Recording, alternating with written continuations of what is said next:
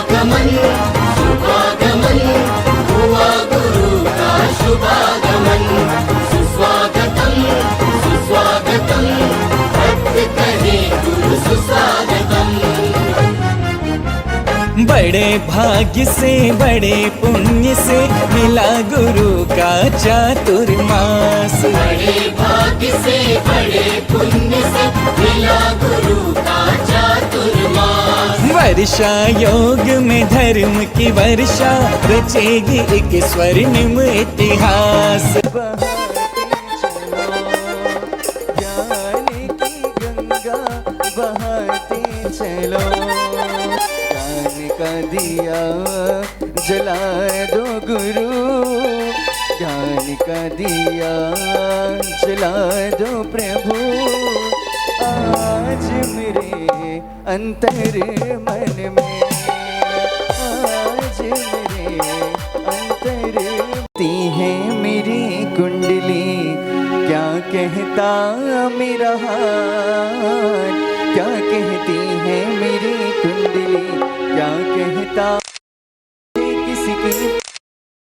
यहाँ बनती तकदीरें बदल जाती है लकीरें। क्या कहता मेरा हाथ, क्या कहती है मेरी कुंडली, क्या कहता मेरा हाथ। नहीं बनती तकदीरें बदल जाती है लकीरें। यहाँ बनती तकदीरें बदल जाती है लकीरें।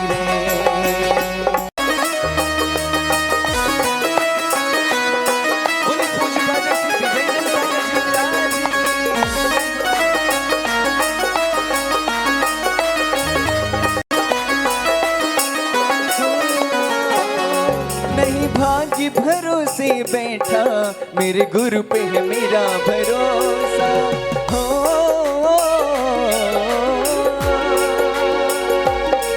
नहीं भाग्य भरोसे बैठा, नहीं मेरा भरोसा। जैसा गुरुदेव ने चाहा किस्मत ने मुझे परोसा। हालात कहीं चाली और हालात, यहाँ बनती तकदीरें बदल जाती हैं लकीरें।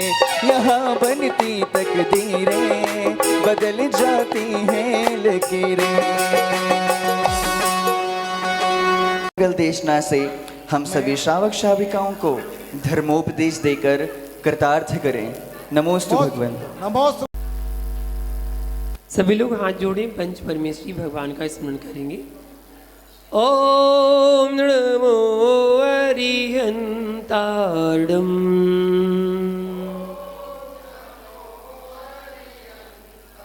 ओम नमो सिरि सिद्धार्डम,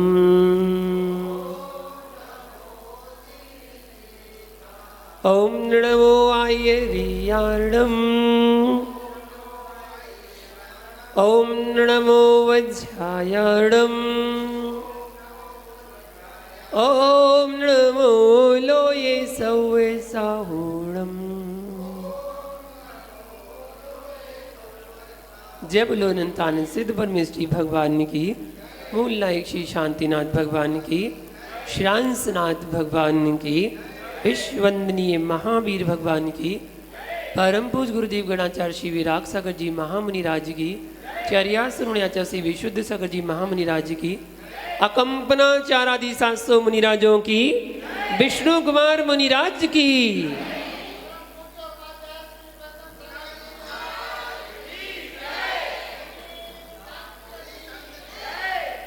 महान भाव,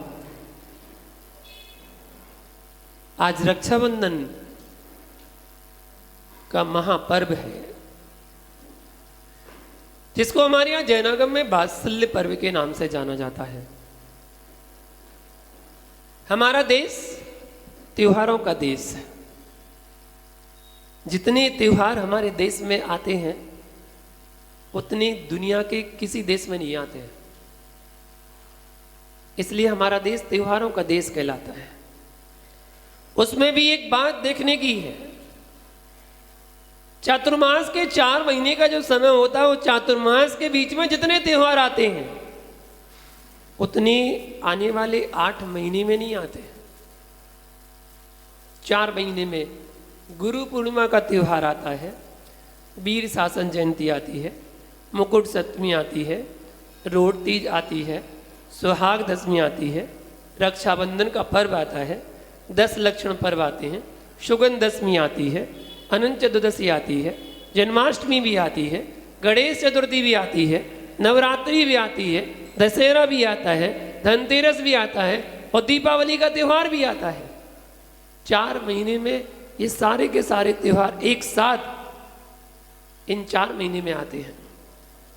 हमारा देश तो वह देश है जहां एक दिन में 2 त्यौहार मना लिए जाते हैं। एक दिन में 2 त्यौहार आ जाते हैं, जहां सुबह अष्टमी होती है तो शाम को नवमी का त्यौहार भी मना लिया जाता है। ये देश तो वो देश है। हमारे देश में तो पति के लिए भी त्यौहार है, बेटे के लिए भी त्यौहार है, बहन के लिए भी त्यौहार है, माता के लिए भी त्यौहार है और पिता के लिए भी त्यौहार है। हमारे यहाँ तो टीचर के लिए भी दिन है और बच्चों के लिए भी दिन है। सभी के लिए एक दिन त्यौहार के रूप में मनाया जाता है। ये है त्योहारों का देश भारत देश, जिसमें हमने जन्म लिया, आपने जन्म लिया। बड़े पुण्यशाली जीव हैं हम, जो हमने भारत देश में जन्म लिया। हम उस देश के वासी हैं जहाँ त्योहारों में मन की तरंगें खिल उठती हैं। पड़ोस में सहनाई बजती है तो दिल झंकृत हो जाता है, मन आनंदित हो जाता है। दूसरे की खुशियों में हमारी खुशियाँ समाहित हो जाया करती हैं। और हाँ, हम ऐसे भी हैं, किसी की आंख में आंसू होता है तो हम इतने संवेदनशील होते हैं कि हमारी भी आंखें भी भीग जाया करती हैं। पड़ोसी की बेटी की विदाई हो तो हमारी आंखों में भी अश्रुधारा आ जाती है। ऐसे संवेदनशील हुआ करते हैं। और साक्षात तो छोड़ो, ऐसे संवेदनशील हैं, अगर नाटक में, सीरियल में किसी सास ने बहू पर अत्याचार कर दिया तो आंखों से आंसू बहने लगते हैं। इतने संवेदनशील हैं। हम उस भारत देश की मिट्टी में जन्मे हैं। आपको पता है, एक पक्ष में 15 दिन होते हैं ना, और उन सभी 15 दिनों में त्योहार होते हैं। 15 दिनों में सभी दिन त्योहार होते हैं, एकम से लेकर पूर्णमासी तक जितनी तिथियां हैं सब में त्योहार। आज अगर पड़वा का दिन है तो पड़वा का त्योहार मनाते हैं, क्षमावाणी का पर्व। अगर एकम है तो पड़वा का त्योहार मनाते हैं, दोज है तो भाई दोज मनाते हैं, तृतीया है तो अक्षर तृतीया का त्योहार मनाते हैं, चतुर्थी में गणेश चतुर्थी मनाते हैं, पंचमी में श्रुत पंचमी मनाते हैं, छठवीं में चंदन छठ मनाते हैं, सप्तमी में मोक्ष सप्तमी मनाते हैं, अष्टमी में जन्माष्टमी मनाते हैं, नवमी में राम नवमी मनाते हैं, 10वीं को दशहरा मनाते हैं, 11 को गणना 11 मनाते हैं, 12 को बड़ बारस मनाते हैं, 13 को धनतेरस मनाते हैं, चतुर्दशी को अनंत चतुर्दशी मनाते हैं, पूर्णमासी गुरु पूर्णिमा मनाते हैं, अमावस्या को दीपावली का पर्व मनाते हैं। एकम से लेकर पूर्णमासी अमावस्या तक सारी तिथियों में हमारे यहाँ त्योहार मनाए जाते हैं। ये त्योहारों का देश हमारा भारत देश कहलाता है। महानुभाव, रक्षाबंधन का त्योहार केवल भाई बहन का त्योहार नहीं है कि भाई बहन का त्योहार हो, बहन भाई को राखी बांध दे और हो गया रक्षाबंधन का त्योहार। ये त्योहार रिश्तों का है, ये त्योहार संबंधों का है, ये त्योहार बिहार का है। आज का त्योहार भक्त और भगवान का, गुरु और शिष्य का त्योहार है। वात्सल्य पर्व गुरु और शिष्य का त्योहार है। रिश्ते बनाना बहुत आसान है, पर रिश्ते निभाना बहुत कठिन हुआ करता है। रिश्ते बनाना तो ऐसे है जैसे पानी पर पानी से पानी लिखना। जैसे रिश्ते बनाना इतना आसान है, इतने आसान है कि भैया जैसे पत्थर पर पत्थर से रिश्ता लिखना बहुत आसान है, पत्थर से खोद दो। लेकिन उन रिश्तों को निभाना इतना मुश्किल है जैसे पानी पर पानी से पानी लिखना। बनाने में टाइम लगता है, टूटने में टाइम नहीं लगता। थोड़ा सा अविश्वास हुआ और रिश्ता टूट जाता है। उसे निभाना बड़ा कठिन है। रिश्तों को निभाना सीखिए। हर किसी का रिश्ते को निभाना सीखना चाहिए, चाहे वो कोई सा भी रिश्ता हो। अगर आपने मुंह से बोल भी दिया ना तो वो रिश्ता निभाने लायक है, आपको निभाना चाहिए वो रिश्ता। रक्षाबंधन, भावनाएं ही रक्षा बनती हैं, प्रेम ही रक्षा बनता है। ये मत समझना कि ये कच्चे धागों का बंधन है, एक धागा बांध दो और हो गया रक्षाबंधन। ये तो प्रेम का बंधन हुआ करता है, ये तो स्नेह का बंधन हुआ करता है और आत्मीयता का बंधन हुआ करता है। ये प्रेम और वात्सल्य का त्योहार है जो कि सभी मनाते हैं। ऐसा नहीं जैनों के लिए मनाया जाता है, सभी मनाते हैं। ये त्योहार तो आनंद का, खुशी का, प्रेम का, वात्सल्य का बीज अंकुरित करने वाला त्योहार है। यहाँ तो आनंद ही आनंद लिया जाता है, ये व्यवहार नहीं है। इस भावना में से मत बंधो कि ये मुझे पैसे देंगे। ये बहनें रक्षा सूत्र बांधती है ना, ये भावना से मत बांधना कि इससे को बांधने से मुझे पैसे मिलेंगे। अरे देता है तो ठीक है और नहीं देता है तो ठीक है। आकांक्षा मत रखो, अपेक्षा मत रखो कि ये मुझे पैसे देगा। ये रेशमी धागे तो 2 दिन में टूट जाते हैं, पर दिल के धागे जो बनते हैं वो हमारे जन्म जन्म तक का साथ निभाते हैं। इसलिए धागों पर मत जाइए, दिल से दिल जोड़ने का प्रयास कीजिए। हमारा ये दुर्भाग्य है कि जहाँ प्रेम की बात आती है वहाँ पैसा बीच में आ जाता है। दुर्भाग्य है हमारा, जहाँ जहाँ प्रेम की बात आती है वहाँ पैसा बीच में आ जाता है। भाई बहन को पैसा ना दे, मैं आज से कह रहा हूँ, भाई बहन को पैसे बिल्कुल ना दे, बस उपहार दे, पैसे ना दे। तुम लोग भी पैसे बिल्कुल नहीं लियो। पैसे कितना देगा? 50 रुपए, 100 रुपए, 200 रुपए, 500 रुपए। उपहार तो बहुत अच्छा होता है। भाई बहन को पैसे ना दे, क्या दे? उपहार दे। और सबसे बड़ा उपहार अगर बहन के लिए होता है तो वो होता है भाई का प्यार होता है, जो सबसे बड़ा उपहार होता है। सबसे अधिक अगर बहन किसी को प्यार करती है तो भाई को प्यार करती है। ध्यान रखना। अब कुछ लोग सोचे कि अब क्या करें भैया, हमारा तो भाई नहीं है। अरे बहन सबसे ज्यादा विश्वास करती है भाई पर, और जो कहे कि भाई नहीं है तो ध्यान रखना, यदि किसी के भाई ना हो, अगर ना हो तो मैं आया हूं ना यहाँ पर, अगर किसी के नहीं हो और आ नहीं पाए हो, या हो और यहाँ से जा नहीं पाए हो, तो उनके लिए मैं यहाँ पर आया उनके पास। मेरी पीछे में आकर राखी बांध देना और बना लेना अपना भाई। एक बात याद रखना, घर का भाई तो एक बार आपको धोखा दे सकता है, आपका साथ छोड़ सकता है, पर धर्म का भाई कभी आपका साथ छोड़ने वाला नहीं है, कभी आपको धोखा देने वाला नहीं है। ऐसा नहीं है कि जिनके भाई नहीं हो वो नहीं आए, वो भी आए, वो भी राखी बांध सकते हैं। मैं ये नहीं कहूँगा कि आप मुझसे बंध जाओ। आप आज 3 लोग के नाथ परमात्मा से अपना बंधन बांध लो। बस एक वही बंधन ऐसा है जो मुक्ति का कारण बनता है। इस बंधन को भी पर्व कहा जाता है बंधन, नाम है बंधन, रक्षा बंधन, नाम बंधन है। लेकिन ये बंधन नाम भले ही है, इस बंधन नाम को भी पर्व के नाम से जाना जाता है, क्योंकि यह प्रेम का बंधन है, यह पासल्य का बंधन है। इसलिए बंधन होकर भी ये मुक्ति का सहायक बनता है, मुक्ति सहायक कहा जाता है। प्रेम, प्रार्थना और वात्सल्य स्वार्थ रहित होना चाहिए। प्रेम भी स्वार्थ रहित होना चाहिए, वात्सल्य भी स्वार्थ रहित होना चाहिए। और भगवान से अगर प्रार्थना करो तो वो भी स्वार्थ रहित होना चाहिए, तभी वो तुम्हारी लाभकारी होगी। इस पर्व का वास्तविक रहस्य यह है, वास्तविक रहस्य क्या है इसका? वास्तविक रहस्य यह है कि स्वयं की परवाह ना करते हुए अन्य की रक्षा करना। इस वात्सल्य पर्व का, रक्षाबंधन का मतलब यही है कि अपनी परवाह ना करते हुए दूसरे की रक्षा करना, जैसा कि विष्णु कुमार मुनिराज ने किया था। अपनी परवाह नहीं की, इसका अर्थ ही यही है।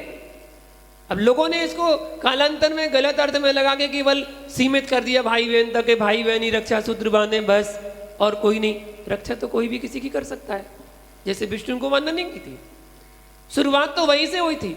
हमारे यहाँ शुरुआत तो वहीं से हुई थी जब विष्णु कुमार मुनिराज ने उपसर्ग दूर किया था। रक्षाबंधन पर्व हस्तिनापुर नगरी में महापदम नाम का राजा, जिसके पुत्र राजा पदम राज थे, छोटा भाई कुमार जो मुनि बन गए थे, उस समय की घटना है।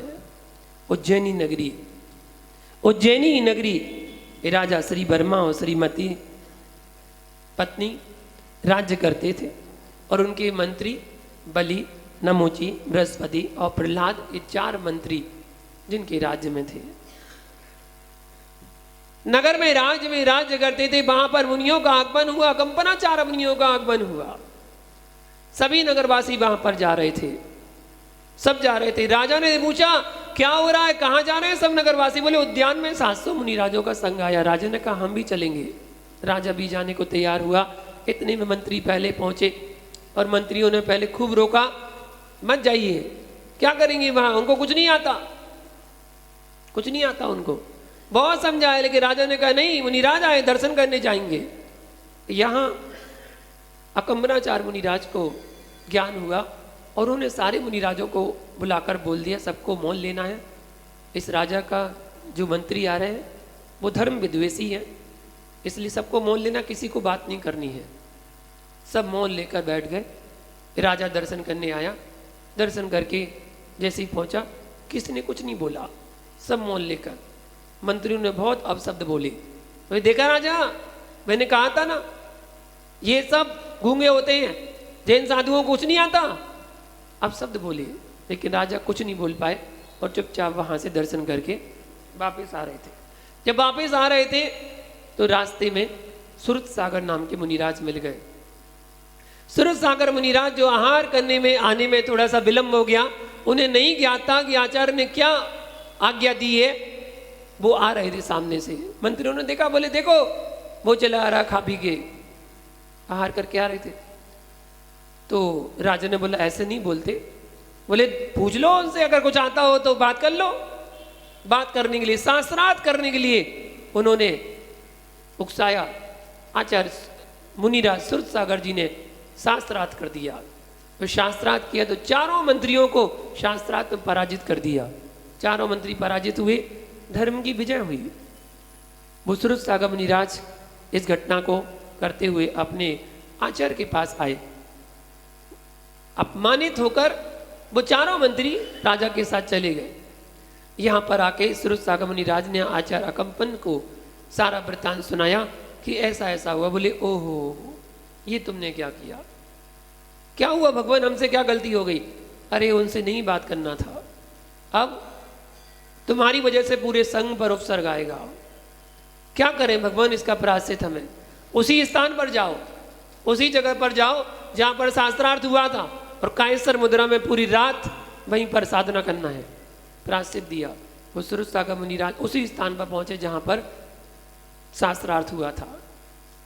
वो मंत्री पराजित हो गए थे, अपमानित थे। अपमानित थे तो मन में बहुत खेद खिन्नता थी। उन्होंने कहा बदला लेंगे हम। वो चारों मंत्री रात्रि के समय में अंधेरे में घोड़े पर सवार होकर पूरे संघ पर उपसर्ग करने के लिए आए। जैसे ही रास्ते में आ रहे थे सुरत सागर मुनिराज मिल गए। बोले अरे ये तो वही है ना जिसने हमें हराया था, जिसने हमारा अपमान किया, इसको नहीं छोड़ना है, पहले इसको ही निपटाओ, बाद में देखेंगे। वहां पर चारों मंत्री उतर गए, अपने हाथ में तलवार निकाल ली। फिर मन में विचार आया क्या करें, मारे? बोले तुम मारो, तुम मारो। बोले नहीं, चारों एक साथ मारते। चारों ने एक साथ सुरत सागर मुनिराज पर प्रहार किया, और जैसे ही प्रहार किया तो वहां की बंदी भी ने उनको कीलित कर दिया, और वो ऐसे कैसे रह गए, पूरी रात वो कीलित रहे। सुबह नगरवासी दर्शन करने आए, उन्होंने देखा अरे ये देखो मंत्रियों की करामात, मुनिराज पर तलवार से वार कर रहे हैं। क्रोधित हुए, बहुत क्रोधित हुए, और राजा को बुलाया। तब बंदी ने उनको किलित छोड़ दिया। राजा ने चारों को देश निकाला दिया, मुंह काला करके गदी पे बिठाल के और देश निकाला, देश से बाहर निकाल दिया जाए, ऐसा उनको दंड दिया गया। वो भटकते भटकते पहुंचे हस्तिनापुर। मंत्रियों का अपमान जान के बदला लेने के लिए वो तत्पर थे। वो चारों मंत्री जब हस्तिनापुर में पहुंचे तो वहां का जो राजा था, पद्म राजा, वो सिंगोदर राजा से परेशान था। इन चारों ने युक्ति से सिंगोदर राजा को बंदी बना के राजा पद्म के चरणों में गिरा दिया। बोले वाह, जो कोई नहीं कर पाया वो तुमने कर दिया, चलो मांगो तुम्हें जो चाहिए, मैं तुम्हें देने को तैयार हूं, जो वर मांगोगे वो वर मैं तुम्हें दूंगा। चारों ने कहा नहीं राजन, अभी मुझे कुछ नहीं चाहिए। उनको मंत्री नियुक्त कर दिया राजा पद्म ने, और ये बोल दिया कि तुम्हारा वर धरोहर के रूप में मेरे पास सुरक्षित है, तुम जब मांगोगे जो मांगोगे तुम्हें देंगे। प्रतिज्ञा पूर्वक राजा पद्म ने उनको वचन दे दिया कि हम तुम्हें वो वर देंगे। अब वो मंत्री इंतजार कर रहे थे उस वर का कि कब मांगे वो वर। समय बीतता चला गया और अकंपन आचार्य का संघ जो था वो विहार करता हुआ हस्तिनापुर पहुंचा। जब हस्तिनापुर पहुंचा तो बलि आदि जो 4 मंत्री थे उन लोगों को ज्ञात हुआ, अरे ये तो वही आचार्य का संघ आया है जिनकी वजह से हमें अपमानित होना पड़ा था, हमारा मुंह काला करके देश निकाला किया गया था, अब इनसे बदला लेंगे। वो इंतजार करने लगे, समय इंतजार करने लगे कि कब वो समय आए और कब मैं अपना बदला लूं। धीरे धीरे चातुर्मास प्रारंभ हुआ और लगभग 1 महीना बीतने को था। 1 महीना बीत गया, तब 1 महीना 25 दिन बीत गए, लगभग 25 दिन बीते। उस समय राजा पद्म के पास वो 4 मंत्री गए और मंत्रियों ने कहा राजन वो समय आ गया। बोले कौन सा? बोले आपने एक वरदान दिया था जो आपके यहाँ धरोहर के रूप में हमारा सुरक्षित रखा हो। बोले हाँ, मांगो क्या चाहते हो, क्या वरदान मांगते हो? राजा बलि ने कहा, मंत्री जो था उसने कहा राजन 7 दिन के लिए अपना राज्य हमें दे दीजिए। ओह, राजा पद्म ने कहा ठीक तथास्तु, ऐसा ही हो, और वो अज्ञातवास में चले गए। 7 दिन के लिए बलि को राजा बना दिया गया और 7 दिन का वो राजा बन गया हस्तिनापुर का। अब उज्जैनी नगरी में धरणी भूषण पर्वत पर विराजमान विष्णु कुमार मुनिराज चातुर्मास कर रहे थे, और मिथिला नगरी में चातुर्मास चल रहा था मुनि सुरत सागर जी का, वहां पर चातुर्मास चल रहा था। यहां 7 दिन का राज्य लेकर उन चारों मंत्रियों ने यज्ञ करना प्रारंभ किया, जिस यज्ञ में जानवरों की आहुति देना प्रारंभ किया। चारों तरफ से बाड़ी बनवा दी जहां पर मुनि संघ रुका हुआ था कि कोई निकल नहीं सकता। राजा था, कुछ भी कर सकता था, प्रजा कुछ नहीं कर सकती थी। और वो चारों यज्ञ करने में आतुर हो गए, खूब यज्ञ करने लगे। वहां सुरत सागर मुनिराज, दूसरे वाले सुरत सागर जी मुनिराज आचार्य थे। अचानक आसमान में देखते हुए एक तारे को देखा और हिल गए। बोले ओह, वहां पास में एक क्षुल्लक बैठे थे, पुष्पदंत, पुष्पधर जिनका नाम था, पुष्पदंत पुष्पधर। उन्होंने पूछा क्या हुआ भगवान, आपने ऐसा क्यों किया? बोले हस्तिनापुर में 700 मुनियों पर घोर उपसर्ग हो रहा है, तो भगवान उपसर्ग दूर कौन करेगा? बोले धरणीधर पर्वत पर विष्णु कुमार मुनिराज है, और वो विष्णु कुमार मुनिराज वहां पर साधना रथ है, और उनको विक्रिया रिद्धि हो गई है। वो विक्रिया रिद्धि से अपने शरीर को बढ़ा सकते हैं। तुम उनके पास जाओ और उनसे कहना वो ही इस उपसर्ग को दूर कर सकते हैं, और कोई इस उपसर्ग को दूर नहीं कर सकता है।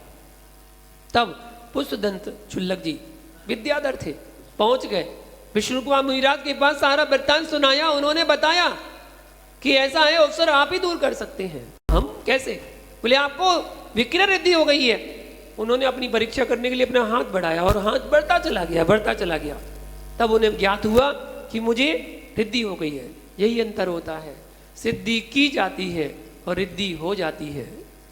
रिद्धि हो गई, उन्हें ज्ञात नहीं था कि मुझे रिद्धि हो गई है। अब उन्होंने अपनी परवाह नहीं की। रक्षाबंधन का पर्व क्या है? अपनी परवाह ना करते हुए दूसरे की रक्षा करना, अपनी परवाह नहीं की।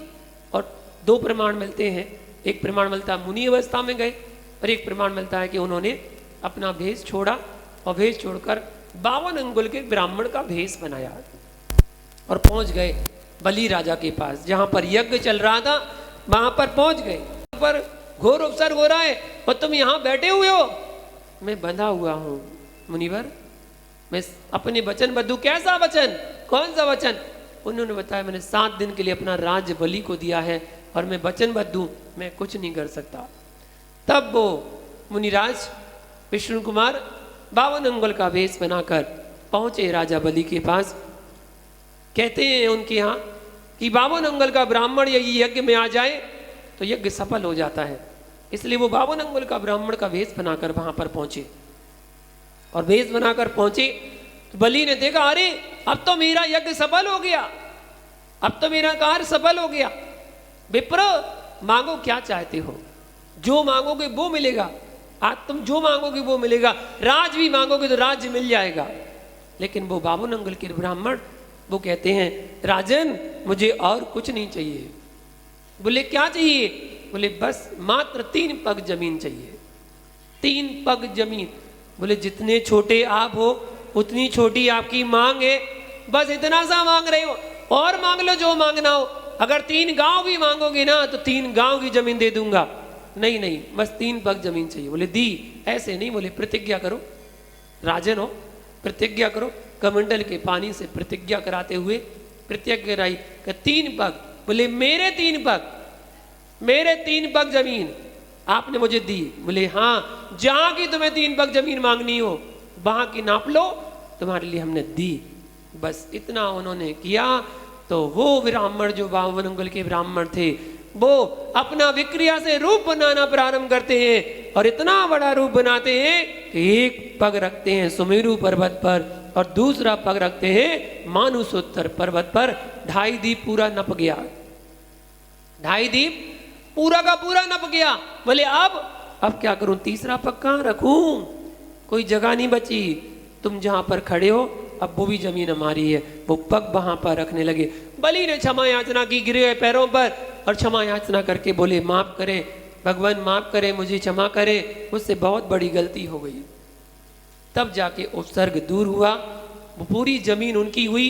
तब उपसर्ग हटाया गया, उन सभी मंत्रियों ने माफी मांगी, उपसर्ग दूर हुआ। और श्रावकों ने फिर उन मुनियों की भैयावृत्ति की, खूब भैयावृत्ति की। और भैयावृत्ति करने अगले दिन जब उनकी पाड़ना 7 दिनों के बाद जब पाड़ना हुई तो सिमैया का आहार कराया और एक दूसरे को रक्षा सूत्र बांधा। तब से यह दिन श्रवण सुदी पूर्णिमा का दिन रक्षा बंधन पर्व के नाम से, वात्सल पर्व के नाम से जाना जानने लगा। ये पर्व उस समय सभी ने आपको रक्षा सूत्र बांधा, चाहे वो कोई भी हो। पति पत्नी ने रक्षा सूत्र बांधा, भाई भाई ने बांधा, भाई बहन ने बांधा, नंद भौजाई ने बांधा, सभी ने, सास बहू ने बांधा और एक दूसरे को बांधा, एक दूसरे को रक्षा सूत्र बांधा और रक्षा सूत्र बांध के प्रतिज्ञा की। बोले आज से हम प्रतिज्ञा करते, तुम हमारी रक्षा करना, हम तुम्हारी रक्षा करेंगे। रक्षा करने का पर्व, अपनी परवाह ना करते हुए दूसरे की रक्षा करना, इसी का नाम है रक्षाबंधन पर्व। ये कहलाता है रक्षाबंधन पर्व। आज के दिन ये पर्व जो रक्षाबंधन पर्व सभी मतों में मनाया जाता है, सभी धर्मों में। पता नहीं कब से, पर हमारे यहाँ तो लगभग 12 लाख वर्षों से मनाया जा रहा है। तीर्थंकर मल्लीनाथ स्वामी के समय से मनाया जा रहा है ये पर्व। 12 लाख वर्षों से रक्षाबंधन का पर्व जैन धर्म में तो मना रहे हैं। इसे वात्सल्य पूर्णिमा और रक्षा पर्व के नाम से भी जाना जाता है। और भी विभिन्न मतों में विभिन्न मान्यताएं हैं जहां पर रक्षाबंधन की मान्यताएं मानी जाती हैं। एक मान्यता मानती है कि इंद्र ने और इंद्र और दानवों में जब युद्ध हो रहा था तो इंद्राणी ने इंद्र को रक्षा सूत्र बांधा था। बोले लो, पत्नी ने पति को बांधा था? हाँ, इंद्राणी ने इंद्र को रक्षा सूत्र बांधा था। तब इंद्र की विजय हुई, तब से रक्षाबंधन पर्व मनाया जाने लगा। दूसरा प्रमाण मिलता है, रानी कर्मावती ने हुमायूं को धागा भेजा था, तब से रक्षाबंधन पर्व मनाया जाने लगा। ब्राह्मण क्षत्रियों को रक्षा सूत्र बांध देते थे और धनवान लोग उन्हें उपहार देते थे। तब से ये रक्षाबंधन पर्व मनाने लगा। कोई कहता है कृष्ण की सलाह से सैनिकों ने पांडवों को रक्षा सूत्र बांधे थे, ऐसा महाभारत में आया है, इसलिए रक्षाबंधन का पर्व मनाते हैं। राजस्थान में नंद भाभी को एक विशेष प्रकार की राखी बांधती है, जिसे कहते हैं लुम्बी। उसको लुम्बी कहते हैं, लटकन कहती है, लटकन आती है। कई जगह बहनें आपस में राखी बांधती हैं। महाराष्ट्र में ये त्योहार नारियल पूर्णिमा के नाम से जाना जाता है, श्रावणी के नाम से इस नाम को प्रचलित है ये त्योहार। तमिलनाडु, केरल, महाराष्ट्र, उड़ीसा के दक्षिण भारतीय ब्राह्मण इस पर्व को अवनी अभित्तम के नाम से उसको मनाते हैं। अवनी अभित्तम, ये त्योहार अलग अलग परिपाटी के नाम से मनाते हैं, अलग अलग मान्यता है, लेकिन मनाते सब हैं।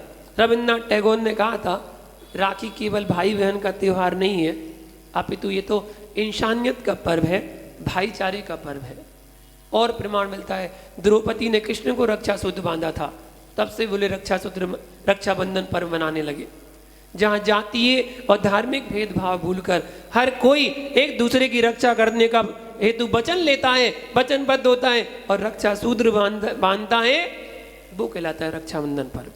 आज का पर्व वास्तव में एक दूसरे के दुख में दुखित हो जाने का पर्व है।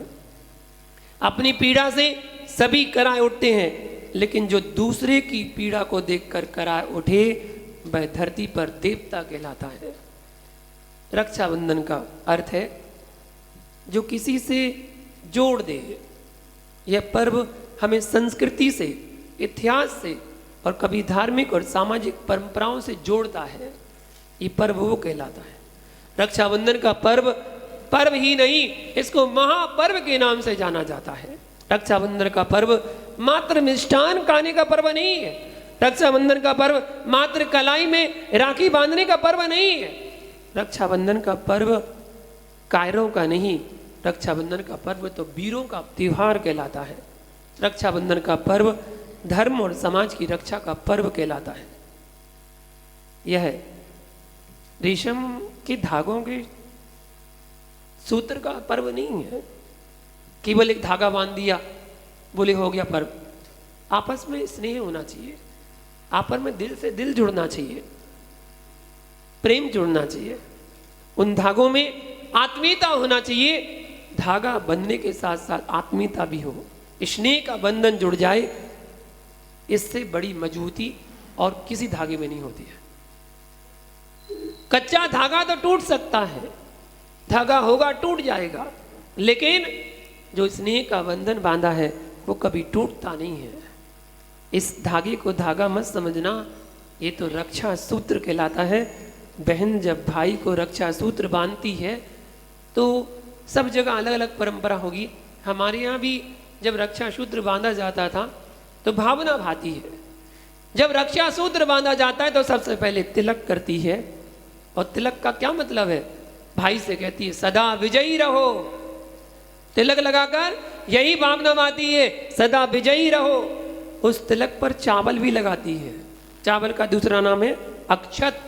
भाई तुम्हारी जिंदगी कभी छत विक्षत ना हो, तुम अक्षत को प्राप्त हो। उसके बाद कहीं कहीं जल की या तेल की धारा छोड़ी जाती है। इसका मतलब है प्रेम और वात्सल्य की जो धारा है वो निरंतर अविरल बंधी रहे, बहती रहे, इसलिए धारा छोड़ दी है। फिर उसके बाद भाई की आरती उतारती है।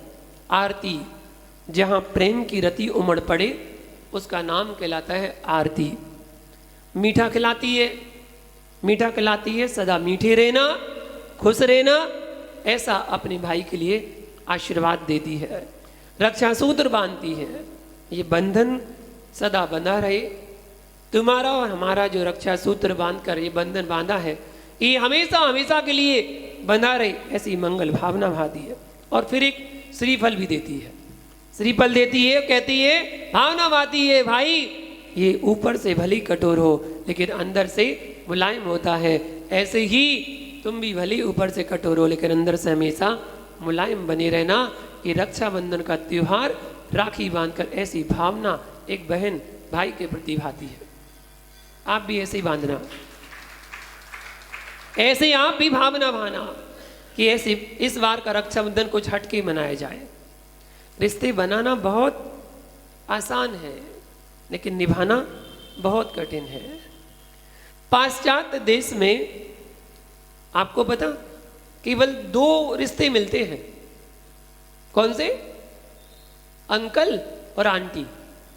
बस पाश्चात्य देश में, पाश्चात्य संस्कृति में केवल मात्र 2 ही रिश्ते आपको देखने में नजर आते हैं, अंकल और आंटी। पर हमारा देश ऐसा देश है, हमारा रिश्तों का देश है। एक आदमी सैकड़ों रिश्ते निभाता है, उनमें एक रिश्ता भाई बहन का भी होता है, एक रिश्ता भाई बहन का भी है। हमारे यहाँ चाचा होता है, हमारे यहाँ फूफा होता है, हमारे यहाँ काका होता है, हमारे यहाँ मामा होता है, हमारे यहाँ ऐसे ऐसे रिश्ते बनाए जाते हैं हमारे यहाँ। और पाश्चात्य में सबको क्या बोला जाता है? सबको क्या बोला जाता है? अंकल। सबको अंकल, और लेडीज को सबको आंटी। बस आंटी बन जाओ, अंकल बन जाओ। लेकिन जहाँ रिश्तों के नाम बोले जाते हैं वहाँ खून का रिश्ता सामने नजर आता है, भाई बहन का रिश्ता। यह रिश्ता बनाया नहीं जाता बल्कि बना हुआ आता है। ये रिश्ता खून का रिश्ता है, और खून का रिश्ता नाखून जैसा होता है। खून का रिश्ता नाखून जैसा होता है, जो कभी चमड़ी से अलग नहीं होता, अलग किया जा सकता है। वैसे ही भाई बहन के प्यार को कभी अलग नहीं किया जा सकता है। नाखून का रिश्ता होता है भाई बहन का रिश्ता। महानुभाव समझना, रक्षाबंधन धर्म रक्षा का संकल्प है, संस्कृति और सभ्यता का रक्षा का संकल्प है, अपने देश की रक्षा का संकल्प है। आज सभी लोग प्रवचन सुन रहे हैं, और यहाँ से जब उठो तो संकल्प करके उठना रक्षा करने की। एक दूसरे की रक्षा करेंगे, धर्म की रक्षा करेंगे, देव साथ गुरु की रक्षा करेंगे, अपने तीर्थों की रक्षा का संकल्प कर लेना, अपने आदर्शों और उसूलों की रक्षा का संकल्प कर लेना। तभी हमारा रक्षाबंधन पर्व मनाना सार्थक होगा। हर घर में मैं कहता हूँ ये बेटी जरूर होना चाहिए, एक बेटी जरूर होना चाहिए। आज उनको महसूस होगा जिनके घर में बेटा तो है पर बेटी नहीं है। राखी क्या किसी रोबोट से बंधवाएगी? रोबोट से बंधवाएगी क्या राखी?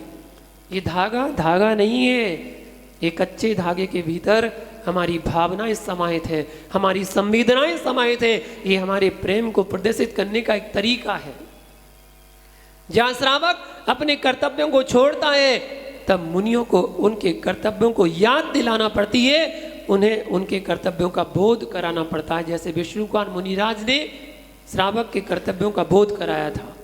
जिस देश में संतों का अपमान हो जाता है, उस देश को बर्बाद होने में, मिटने में ज्यादा देर नहीं लगती है।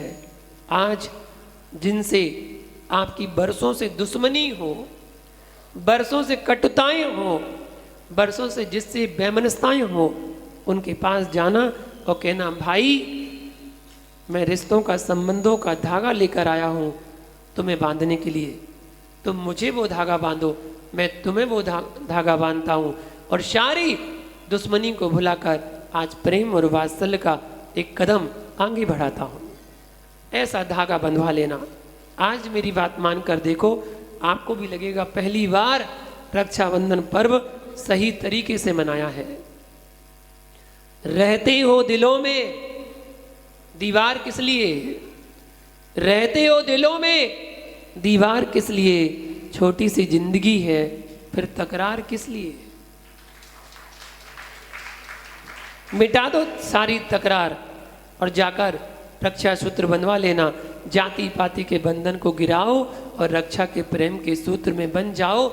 आज बस इतना संकल्प करके उठना, कभी भी अपनी जुबान से किसी मुनिराज की ना निंदा करेंगे, ना निंदा सुनेंगे, ना अनुमोदना करेंगे। बस जितना बन सके उनकी सेवा में हमेशा तत्पर रहेंगे, ऐसा संकल्प करके जाना। पिता की बहन आपकी बुआ, पिता की बहन आपकी बुआ, उसका भी वही सम्मान होना चाहिए जो आप अपनी बहन को देते हैं। वरना एक दिन आपका बेटा भी आपकी बहन को घर में नहीं घुसने देगा। आगे चलकर वही होगा भविष्य में। आपका बेटा ही आपकी बहन को घर में नहीं घुसने देगा।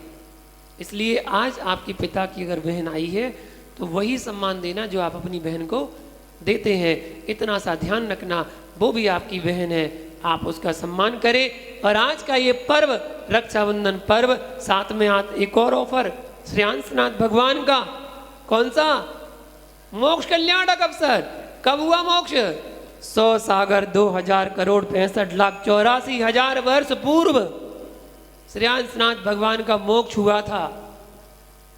इतने वर्ष हो चुके हैं उनको मोक्ष हुए, हम आज भी उनको याद करते हैं और उनके चरणों में श्री लाड़ू चढ़ाकर यही भावना बातें, भगवान आप तो मोक्ष गए, हम भी आपके पथ पर चल सके और हम भी मोक्ष को प्राप्त कर सके।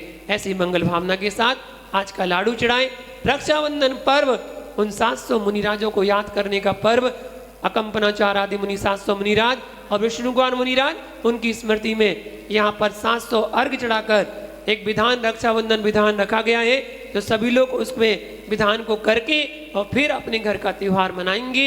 ये त्योहार देवशास्त्र गुरु के प्रति है, घर का तो बाद में है, पहले यहाँ का है। तो यहाँ पहले त्योहार करके और फिर घर का त्योहार मनाएंगे। इसी मंगल भावना के साथ सभी को आज के दिन बहुत बहुत मंगल आशीर्वाद, खुशियों के साथ ये त्योहार मनाएं और आनंद के साथ, धर्म के साथ जुड़े रहें। ऐसी मंगल भावना के साथ जय बोलो श्रेयांसनाथ भगवान की, अकंपनाचार्य मुनिराज की, विष्णु कुमार मुनिराज की।